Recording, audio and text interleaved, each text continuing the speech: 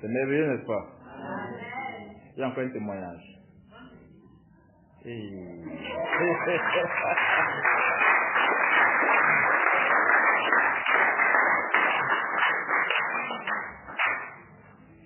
On n'est pas pressé, non? Bonsoir les disciples du Seigneur Jésus. Que le Seigneur nous bénisse abondamment encore ce soir. Amen. Le Seigneur est merveilleux. Il est trop bon. Bien-aimé. L'exhortation de 5 minutes que notre frère Paul a donnée, c'était pour moi.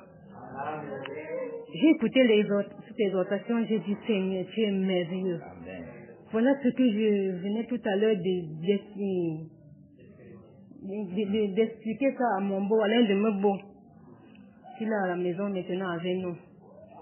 Je lui ai dit bon nombre de choses. Le frère a parlé de la prière, qu'on doit être disposé pour prier. Et quand tu es disposé, le Seigneur t'utilise, bien-aimé. Il fait avec toi. Tu expérimentes le Seigneur. Tu vois ses merveilles. Tu vois ses bienfaits.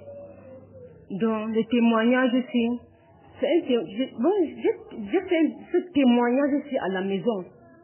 Maintenant, quand je suis entrée ici, je dis, mais pourquoi garder même ce témoignage ici jusqu'au jour d'aujourd'hui? Il faut que je donne le témoignage ici ce soir. J'ai trop gardé ça. Et j'étais en train de dire, puisque j'avais demandé au Seigneur de me donner la capacité de prier, d'avoir toujours l'esprit de prier pour les uns les autres, puisqu'il a dit nous sommes la lumière du monde. J'aimerais prier sans distinction.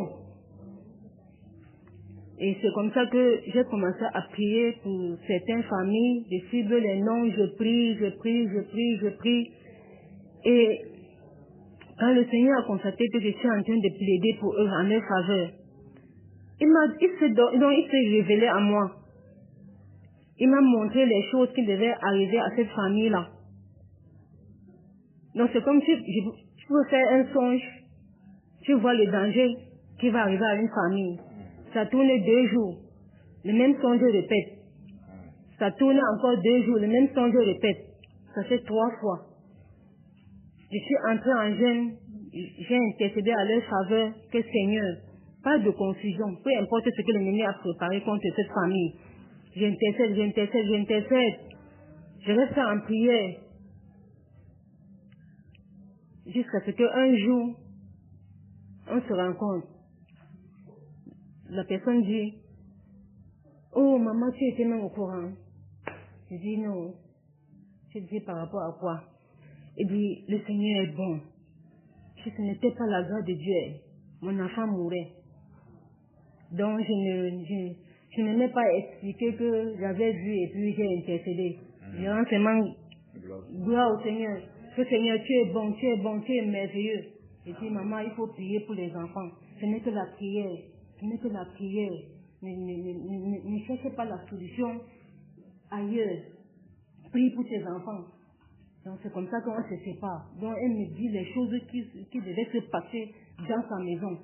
Et je rends gloire au Seigneur. Parce que quand il monte, c'est pour que tu pries. Tu intercèdes en faveur de la famille là. Donc j'étais en train d'expliquer à mon beau que j'ai intercédé, je compte, je vois peut-être même 6 ou 7 familles comme ça. Que j'ai intercédé pour les familles là. Et le Seigneur a vraiment manifesté. Amen. Le Seigneur a manifesté. Mes frères et sœurs, la prière est très importante. La prière, l'ennemi combat la prière, je vous assure. L'ennemi combat, il ne veut pas que nous on prie. Si on est disposé pour prier, on dispose nos cœurs à la prière, le Seigneur va vraiment faire avec nous. Parce qu'il y a aussi une famille que j'ai vu le danger 3 fois. C'est comme ça que j'ai pris le jeûne, j'ai prié, intercédé pour la famille. Un jour alors, je vois la femme, elle me dit que maman, si ce n'était pas la grâce de Dieu, mon grand frère mourrait. Le temps là, elle vivait avec son grand frère dans la maison. J'ai donc vu le danger, donc c'est sa fille qui était décédée. Le rêve s'est répété, je vois le danger 3 fois. J'ai intercédé, Seigneur, peu importe ce que l'ennemi a préparé, que ce soit l'accident, même si le camion monte sur son enfant, Seigneur, elle va vivre. Elle va vivre, c'est comme ça que je prie. Un jour, on s'est rencontrés, il me disait que si ce n'était pas la grâce de Dieu, le camion montait sur mon grand frère. C'est le Seigneur qui a épargné mon grand frère. J'ai dit gloire au Seigneur Jésus. J'ai dit gloire au Seigneur Jésus. Oh Seigneur, j'étais fier, j'étais content. Et quand c'est comme ça, ça me boostait encore davantage de prier. Et il y a aussi une maman du côté du lycée technique là. La femme, elle était tombée malade. C'était grave, elle était mourante. C'est comme ça que un jour, je me suis allongée au salon, en train de me reposer. Je ne sais pas si je dormais ou pas. J'ai vu Flora, elle est entrée.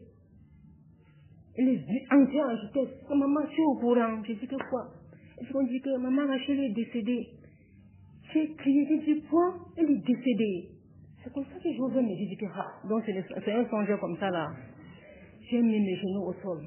J'ai dit, Seigneur, même si l'ennemi avait déjà creusé sa tombe, je ferme ça.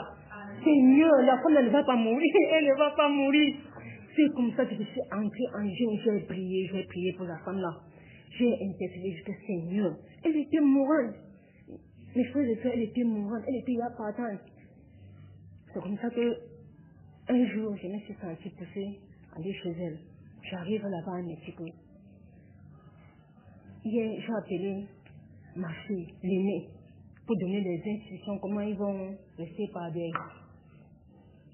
derrière fonctionner. Parce qu'elle sent qu'elle est en train de partir.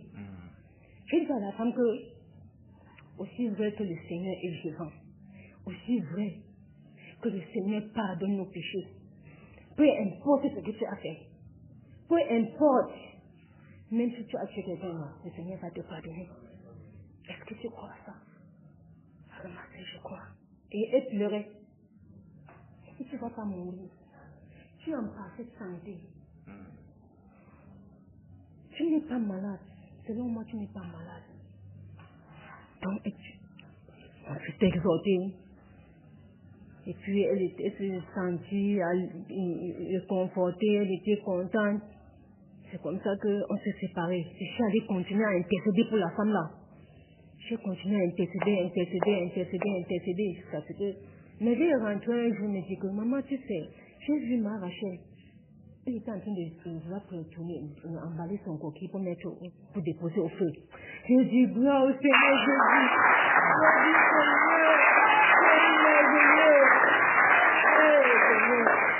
J'ai dit, Seigneur, tu es merveilleux, Seigneur, tu es bon. Père, j'ai crié, tu m'écoutes. J'étais content. Mais les maisons habitaient quelque part. J'avais fait un songe. La cité là avait pris feu. La même nuit que le Seigneur m'a montré ceci, j'ai dit à mon épouse, on a intercédé par rapport. J'ai dit à mon époux, on a intercédé par rapport au songe que j'ai eu. Et c'est comme ça que le lendemain, en soirée, le gars qui nous dans la cité là est venu chez moi. J'ai dit, maman, tu étais même au courant. Je dis non. Qu'est-ce qui s'est passé? Il me dit que si ce n'était pas que la grâce du Seigneur, non. C'est qu'on devait seulement te dire que le feu a consumé sur la cité. Qu'on ne comprend pas ce qui s'est passé pour que le feu s'éteigne. Le feu, ça a pris feu, mais pas la grâce du Seigneur. Le feu s'est éteint. J'ai dit, Seigneur, tu es merveilleux. Tu es merveilleux, Seigneur, tu es merveilleux. Il y a aussi une femme au quartier. Ma soeur, la voisine qui a mal au pied là, la blessée là. Je suis allée chez la femme là. Elle m'a fait comprendre qu'elle a fait 3 semaines sans mettre pied dehors. Que c'est sa première fois qu'elle sort depuis pendant 3 semaines. Je suis arrivée, elle était au portail en train de vouloir bloquer pour aller nettoyer sa blessure. Une blessure qu'on a tout fait sur ça, rien. Pansement, rien, ça ne guérit pas. Et elle-même, elle a décidé de rester à la maison pour nettoyer. Maintenant, quand j'arrive, J'ai dit, maman, je rends grâce au Seigneur. Je rends grâce au Seigneur Jésus pour ta présence. Parce que quand je suis arrivée là-bas, bon, je l'exhortais, et puis on a partagé. Elle a remercié, que je remercie le Seigneur pour ta présence. Je sais que le Seigneur m'a déjà guéri. Rien que ce que tu m'as dit, qu'elle ne voit même plus la blessure sur son pied. J'ai dit, comme tu parles là, ta blessure a déjà séché. Tu vas marcher. Ceux qui ont dit que la blessure s'est aggravée au point où on va amputer ton pied. On ne va pas amputer ton pied. Là où il y a la mort, le Seigneur donne la vie. Le Seigneur donne la vie. Tu vas marcher, tu vas te lever et marcher.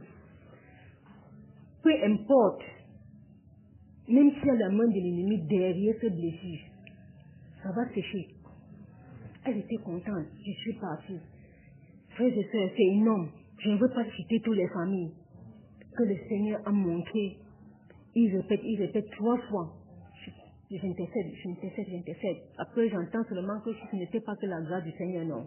Ceci devait arriver. Donc, l'apôtre a dit tout à l'heure que prie avant de manger. C'est ce que je dis à mes enfants-ci. Il y a des moments que la nourriture cuit. Je les laisse faire à manger. Parce que tu ne manges pas. Et c'est que vous ne connaissez pas le principe. Il est déjà 16 heures. Si je mange à l'heure ci, la nourriture va m'étouffer. Je ne dois pas pouvoir prier. Là, je patiente. Je pars d'abord prier. Je reviens avant de manger. Quand tu manges, tu pèses. Tu ne peux plus prier normalement.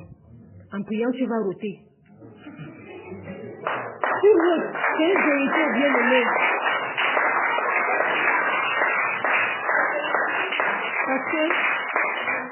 Parce que quand tu manges, toi, tu es en un bon point, comme l'apôtre dit souvent. Imagine que peut-être il est déjà 16 heures, tu manges, tu viens à l'assemblée. Tu ne vas pas être à l'aise. De quoi va payer, tu vas dormir. Ça peut arriver que, nous savons que les jours du programme, on doit jeûner. Ok, ça peut arriver que le mercredi, ça peut te prendre que tu manges le mercredi là, le matin.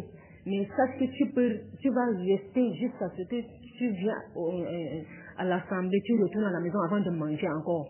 Parce que si ça arrive que tu manges le matin, mercredi matin, et tu patientes jusqu'à 15h, 16h, tu manges, tu viens à l'assemblée, tu ne peux pas être à l'aise. Quelqu'un ne peut pas me dire. Je ne peux pas me dire le contraire. J'ai déjà expérimenté ça. Parce qu'un jour, j'ai mangé, c'était un mercredi. Je n'avais pas dîné le mercredi là. Je mangeais. Je suis arrivée, j'étais mal à l'aise. J'étais très mal à l'aise. Même les jours nuit de bataille, nuit de prière. Quand tu manges, tu viens à la prière, tu vas dormir. Tu ne vas pas t'en sortir. Amen. Amen.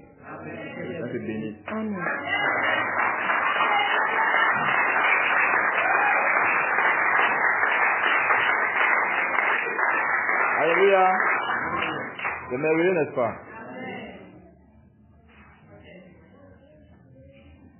Il y en a. On va chasser l'ennemi qui vous empêche de témoigner là. On va le chasser au nom de Jésus. Alléluia. Il faut toujours qu'on claque un peu la journée pour que tout le monde se lève. C'est merveilleux, n'est-ce pas? Bien aimé.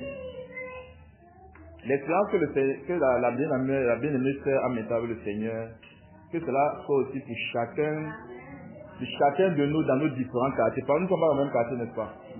Chacun de nous dans les différents quartiers est intercédé pour nos voisins, pour tous ceux que nous voyons, pour tous ceux qui nous traversent. Intercédons pour eux. Alléluia. C'est merveilleux. Quand on entend des tels témoins comme ça, on comprend que le Seigneur est vivant. Et ça lui donne encore plus d'avantages. Pas que tu vois, tu fais le Congo, ça c'est ça. Tu vois, elle voit, elle intercède. Que moi j'avais toujours dit à la famille là, ils n'ont jamais écouté. Voilà maintenant ce qui est en train de les arriver. J'ai vu comme ça, ça s'est encore répété. Ah, c'est le problème. Non. Intercède. Alléluia. Intercède. Parce que si le Seigneur t'a montré, au fait, si le Seigneur te montre quelque chose, tu ne fais rien. Il ne t'a plus te montrer. Alléluia. Si le Seigneur te montre quelque chose me concernant, au lieu d'intercéder que, j'avais toujours dit que l'apôtre là, J'avais toujours dit que si tu fais ça, ça ne va plus jamais rien te montrer. Or, si tu montres, tu ne peux pas intercéder, et ça va continuer à te montrer pour les autres. Alléluia. Il n'y a pas de